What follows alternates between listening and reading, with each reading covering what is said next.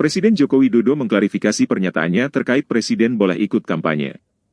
Jokowi menjelaskan hal tersebut disampaikan, merespons pertanyaan wartawan terkait Menteri boleh kampanye, yang disampaikannya usai menyaksikan penyerahan sejumlah alutsista, yang dilakukan Menteri Pertahanan Prabowo Subianto, kepada TNI di Pangkalan Udara Halim Perdana Kusuma, di Jakarta Rabu 24 Januari 2024. Jokowi meminta agar pernyataannya tersebut tidak ditarik kemana-mana.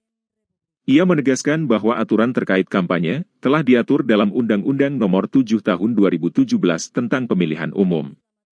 Menurut Jokowi, undang-undang tersebut juga menjelaskan bahwa Presiden dan Wakil Presiden memiliki hak untuk melaksanakan kampanye. Selain itu, Presiden mengatakan bahwa dalam Pasal 281 Undang-Undang Nomor 7 Tahun 2017 tentang Pemilu, juga diatur mengenai beberapa ketentuan yang harus dipenuhi oleh Presiden dan Wakil Presiden jika melakukan kampanye.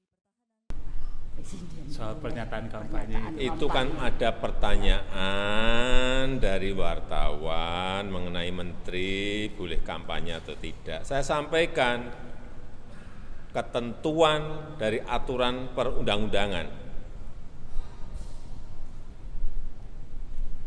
Ini saya tunjukin Undang-Undang Nomor 7 Tahun 2017 jelas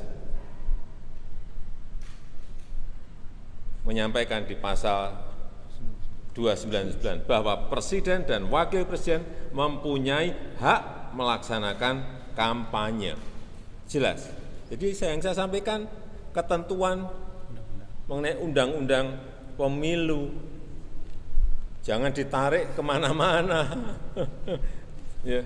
Kemudian juga pasal 281 juga jelas bahwa kampanye pemilu yang mengikut sertakan Presiden, Wakil Presiden harus memenuhi ketentuan.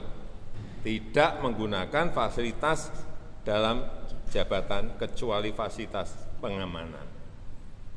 Dan menjalani cuti di luar tanggungan negara.